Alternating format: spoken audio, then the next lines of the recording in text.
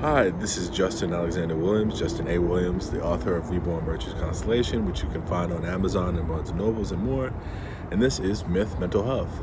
So welcome back, and I'd like to talk to you today about Anansi. Now, Anansi is kind of a deity that is in animal form.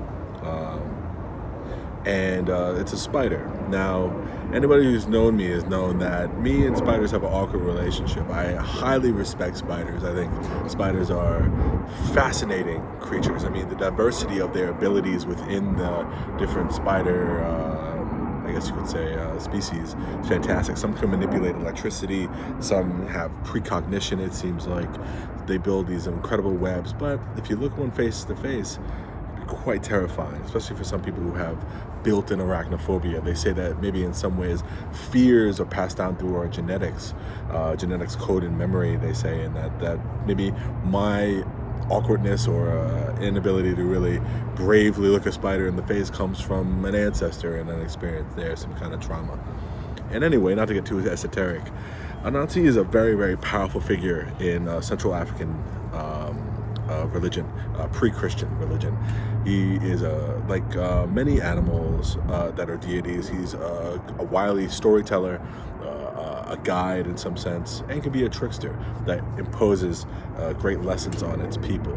I wanted to wonder, why would they pick the spider for this? But then I saw a documentary that was talking about what they do in terms of cleaning out vermin that is unwanted, rats, snakes, things of that nature, that spiders can go months without eating, some forms of spiders, and they can basically hunt at night. And I mean, you know the whole Spider-Man, if you know about Spider-Man, they can lift things 10 times their size. They are great for myth, actually, because it is a crucible to have to really, quote unquote, look them in the eye, right? And what does that mean when it comes from a trickster god? Well, a trickster god really is wearing a mask, right? Its form is not its actual form. You don't know its real form. We don't know the form of Coyote. We don't even know the form of Loki.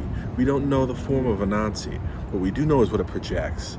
And what it projects is this kind of sense of this slow-paced, unassuming thing that you don't even know or sense is even around you, right? Now, how does this help in terms of our mood and understanding how to better ourselves?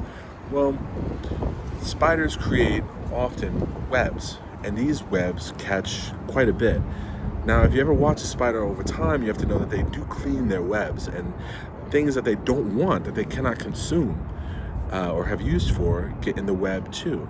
And when that happens, they can get sometimes confused, but also they can get quite perturbed, right? You can see a spider frustratedly trying to remove the natural dandruff of life, pollen and leaf bits and soil and things that make the web less effective. So let's think about our own webs, right? What are the webs that we create in life? A lot of them are our family and our friendships. And I think that we always have to remember that we want to get rid of the clutter. Get rid of people that are gaslighting you. Get rid of people that aren't there to pick you up at 2 a.m.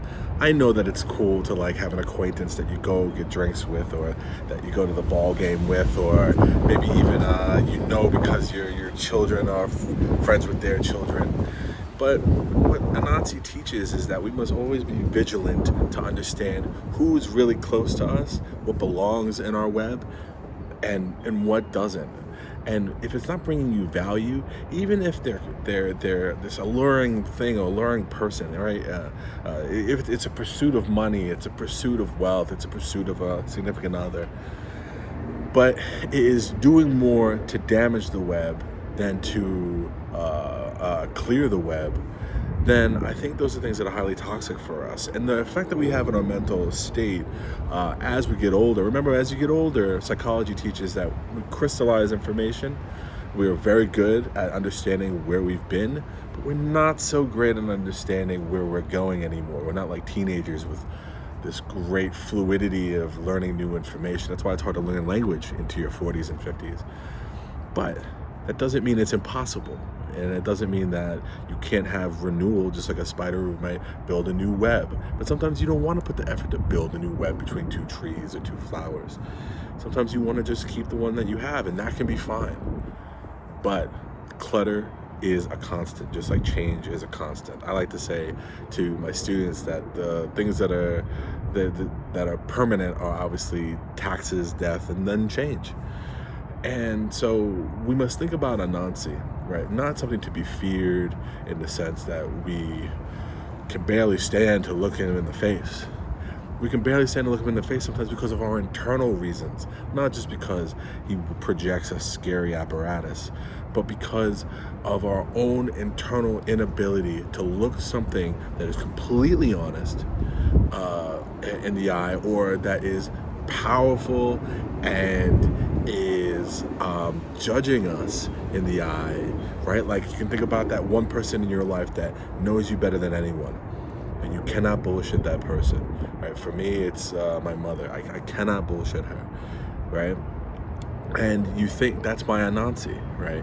And because that's my Anansi, I have to make sure that when I go to her with anything, any question, or I just am around her, that my web is as clean as possible, because she'll clean the web too, right? I'm not sure if there's any communal help between spiders. I don't think there are.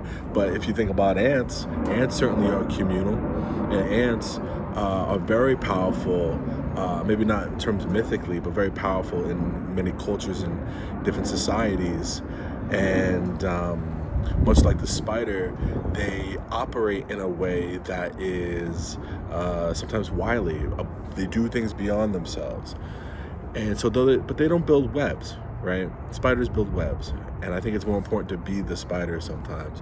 Embrace that. I remember I was struggling with my inability to really deal with my fear of spiders until my dad told me that really it's not an evil in your life. It's giving you a limit, a border. It's giving you that feeling of what fear can really teach you, which is some of the more wily characteristics to defeat your enemy, right? For me to no longer be afraid of a spider, I couldn't just kill a spider or throw a spider or shout at a spider. That does nothing. I have to be more creative in that, or I have to not try to get over my fear and use the fear to clean my own web. And my web for a long time was my anxiety. My web for a long time was dealing with sadness of certain events that happened to me and to others around me, and it cluttered and it held it down and weighed down, and I needed spider-like figures to come in and teach me how to clean my own web. Not people who ruled with strength that was obvious, people that had hidden strengths, people that had strength and wiliness and intelligence that they didn't just wear on their sleeves. It was the uncanniness of some people. Right? If you like Marvel, you like the uncanny X-Men. Why are they uncanny? Because they are in ways that you don't expect. They win in ways that take more than just their obvious attributes, right? Cyclops can hit you with a laser beam, but really it's his leadership that makes him stand out. Wolverine has those claws, but really it's his sense of brutal honesty and boldness and embracing fear in battle, right? Everybody has these kind of secondary traits. So Anansi teaches us to look beyond the obvious, look beyond the opaque, look beyond just what's bold, and see not only the thick issue, but what is very thin as well and hard to see. So thank you. That's it for this episode of Myth Mental Health. Thank you so much. And remember, you can get my book, Reborn Virtues Constellation, on Amazon and Barnes & Nobles. Thank you.